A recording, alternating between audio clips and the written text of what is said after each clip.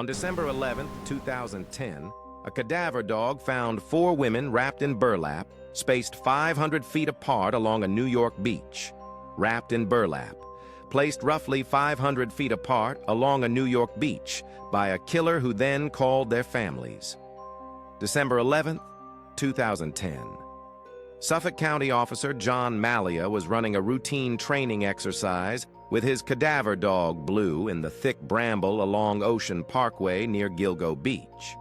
They weren't even looking for these women. They were looking for someone else entirely, a 24-year-old named Shannon Gilbert, who had vanished 7 months earlier after a frantic 23-minute 911 call.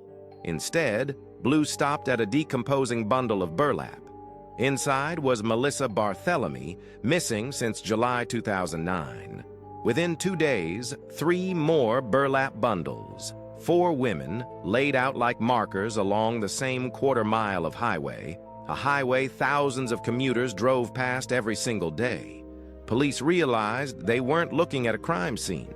They were looking at a dumping ground, and the man who built it had been operating undetected for years. But here's the detail that still keeps investigators up at night. None of these 4 women was Shannon Gilbert. To understand how they got there, you have to go back to 4:51 a.m. on May 1st, 2010. Shannon Gilbert, a 24-year-old escort from New Jersey, was inside a client's home in Oak Beach, a gated community just down the road from Gilgo. Something in that house terrified her. She dialed 911 and stayed on the line for 23 minutes, at one point saying words that would haunt this case forever. "They're trying to kill me!" She fled into the darkness, banging on a neighbor's door. 75-year-old Gus Coletti opened it, saw a hysterical young woman, and called police himself. But by the time officers arrived, nearly an hour later, Shannon had run into the black marshland and disappeared. Her driver waited, her family called. Nothing. It was the search for Shannon that led Officer Malia and Blue to that stretch of Ocean Parkway 7 months later, which means the 4 burlap victims were only found by accident. Remember that 911 call? Because what the coroner eventually ruled about Shannon's death would split this case wide open. The 4 women in the burlap became known as the Gilgo Four. Maureen Brainerd Barnes, missing since 2007, Melissa Barthelemy, 2009, Megan Waterman and Amber Lynn Costello, both 2010. All 4 were petite. All 4 were in their 20s. All 4 advertised escort services on Craigslist, and all 4 had simply vanished after meeting a client. Then, in spring 2011, police expanded the search, and the case exploded. Along the same corridor, they found the partial remains of Jessica Taylor, whose torso had been discovered in Manorville back in 2003. A woman later identified as Valerie Mack, a toddler girl, roughly 2 years old, a woman known only as Peaches, whose torso had been found in Hempstead Lake State Park in 1997. The toddler was her daughter, an Asian male victim dressed in women's clothing, and skeletal remains matching legs that had washed up on Fire Island in 1996. By April 2011, the count along Ocean Parkway had reached 10 sets of remains spanning nearly 15 years. This wasn't one hunting season. This was a career.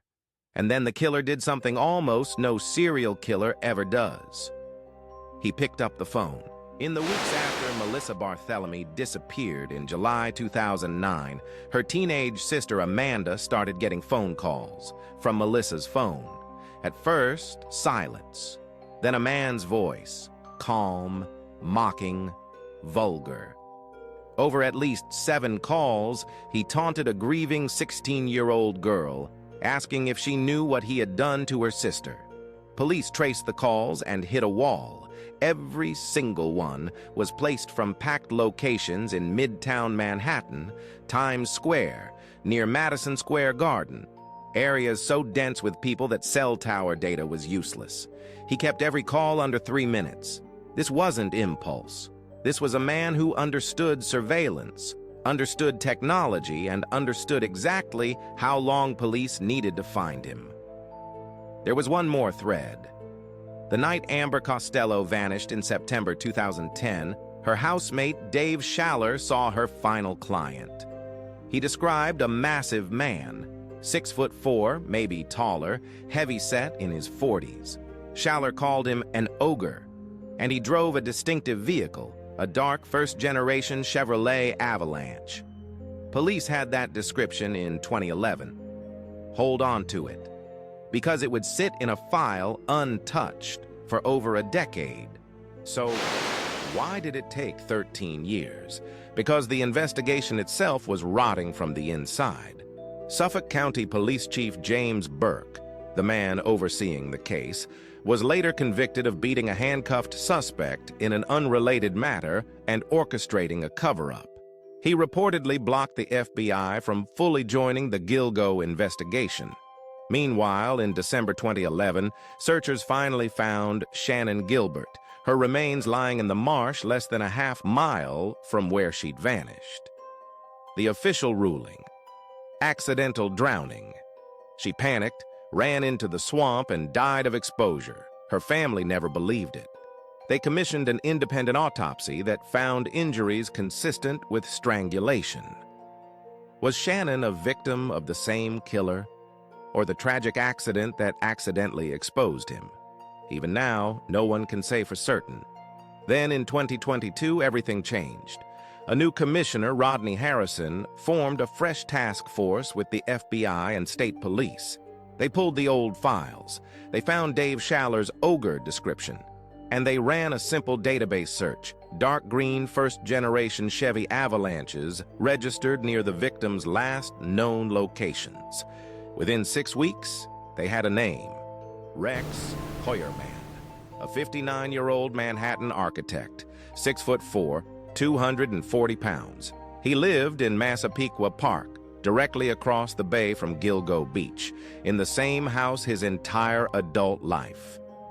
He commuted daily to an office near Fifth Avenue in Midtown Manhattan, the exact area where the taunting calls to Amanda were made.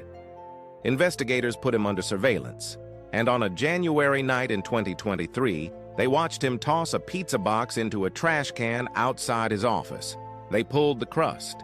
The DNA on it matched a male hair recovered from the burlap restraining one of the victims. Hairs matching his wife were found on victims, too. But phone records showed she was out of town during every disappearance. He had allegedly used the family home itself. On July 13, 2023, Heuermann was arrested outside his office. On his hard drives, investigators say they found over 200 searches about the investigation, and a chilling document that read like a methodical planning checklist for the killings. He has pleaded not guilty. He now faces charges in 7 murders, including all of the Gilgo 4. But look at that number again: 7. There were 11 victims. The toddler found near Ocean Parkway. Her mother, only identified in recent years after decades as Peaches, the male victim in women's clothing, Shannon Gilbert herself. Their cases remain open. No one has been charged. Which forces a darker question. Was one man responsible for everything found along that highway? Or did more than one killer discover the same perfect dumping ground? Ocean Parkway is remote, unlit, ringed by marsh that swallows evidence, and minutes from millions of people. For 15 years, remains accumulated there while the killer allegedly went home, ate dinner with his family, and took the train to work. He wasn't hiding in the shadows. He was standing in the crowd, phone in hand, 3 minutes at a time. The trial is still unfolding, and every hearing seems to reveal something worse than the last. So what do you think?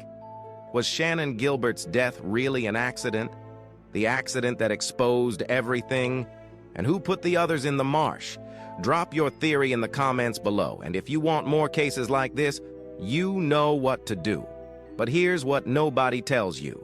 This case is directly connected to something even more disturbing. And that story, it's right here. Subscribe and hit that bell. A new mystery drops every single day.